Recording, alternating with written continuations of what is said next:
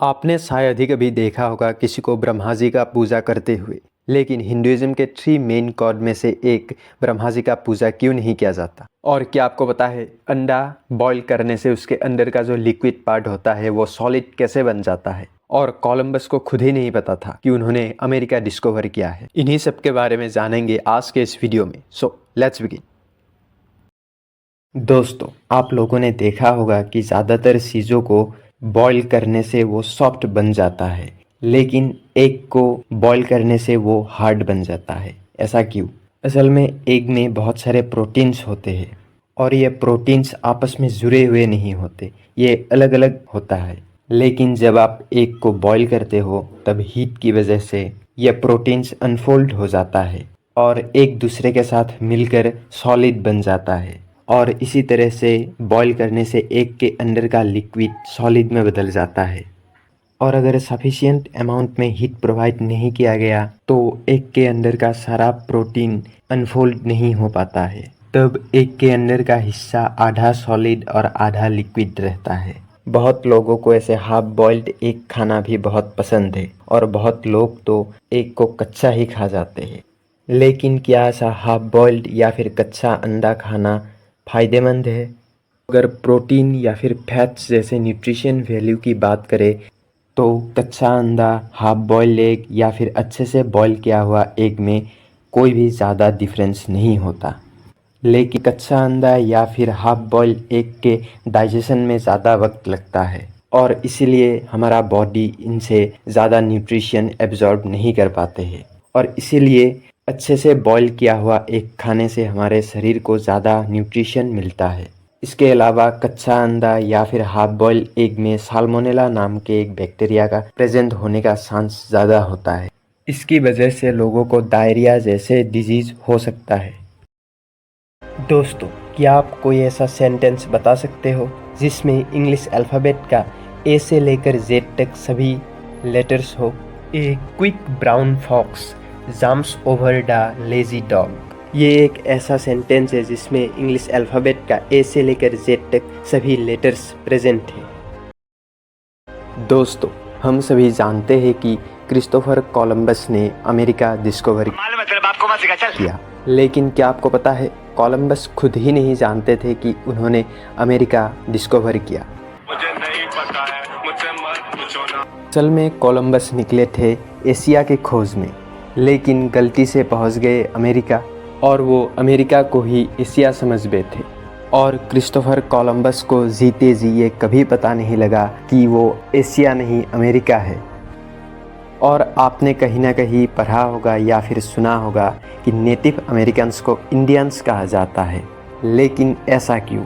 असल में इसका कारण भी कोलंबस के इस गलती के पीछे ही छुपा हुआ है। उस समय यूरोपियंस एशिया को इंडी बोलते थे और कोलंबस ने अमेरिका को एशिया यानी कि इंडी समझ के वहाँ के लोगों को इंडियंस नाम दे दिया। ईयर 1921, इसी साल एल्बर्ट आइंस्टाइन को नोबेल प्राइज़ से सम्मानित किया गया। आपको शायद लगता होगा कि एल्बर्ट आइंस्टाइन को Nobel prize theory of relativity या फिर मास और एनर्जी के बीच का रिलेशन E=mc² की वजह से मिला है, लेकिन ऐसा नहीं है। एल्बर्ट आइंस्टाइन को Nobel prize photo electric effect का एक्सप्लेनेशन के वजह से मिला है। लेकिन थ्योरी ऑफ रिलेटिविटी इतना इम्पोर्टेंट होने के बावजूद क्यों आइंस्टाइन को इसके बदले फोटो इलेक्ट्रिक इफेक्ट में नोबेल प्राइज़ दिया गया? तो इसे जानने के लिए हमें जाना पड़ेगा 20वीं सेंचुरी के शुरुआती सालों में, जब आइंस्टाइन ने थ्योरी ऑफ रिलेटिविटी पब्लिश की थी। आइंस्टाइन का यह थ्योरी इतना डीप था कि उस समय के बड़े बड़े साइंटिस्टों को यह समझ ही नहीं आ रहा था, इसीलिए ज़्यादातर साइंटिस्ट इससे एग्री नहीं करते थे और तब तक इसमें इतना एक्सपेरिमेंट भी कंडक्ट नहीं हुआ था जो इसको प्रूफ कर सके। हालांकि 1919 में आर्थर एडिंगटन ने इस थ्योरी को एक्सपेरिमेंटली प्रूफ किया था, लेकिन इतना काफ़ी नहीं था। इसीलिए नोबेल कमेटी आइंस्टाइन को ऐसे एक थ्योरी पर नोबेल प्राइज़ नहीं देना चाहते थे जिस पे बहुत सारे साइंटिस्ट डिसएग्री करते हो। लेकिन आइंस्टाइन को नोबेल प्राइज़ देना भी ज़रूरी था, क्योंकि अगर आइंस्टाइन जैसा जीनियस साइंटिस्ट को नोबेल प्राइज़ नहीं मिलता तो नोबेल कमेटी के ऊपर ही सवाल उठता।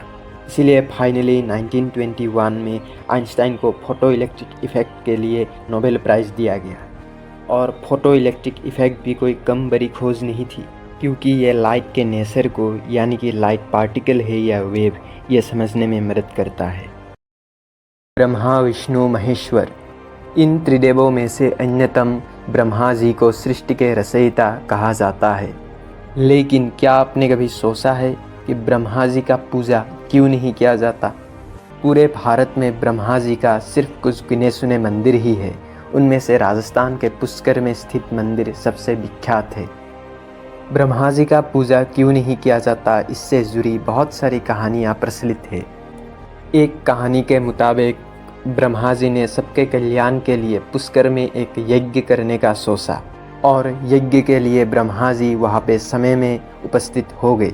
लेकिन ब्रह्मा जी के पत्नी सावित्री जी समय पर उपस्थित नहीं हो पाई। ब्रह्मा जी ने उनके लिए बहुत समय अपेक्षा किया, लेकिन फिर भी सावित्री जी नहीं आई।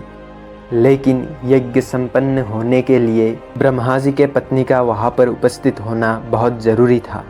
इसीलिए ब्रह्मा जी ने वही के एक लड़की के साथ शादी कर ली और यज्ञ संपन्न किया।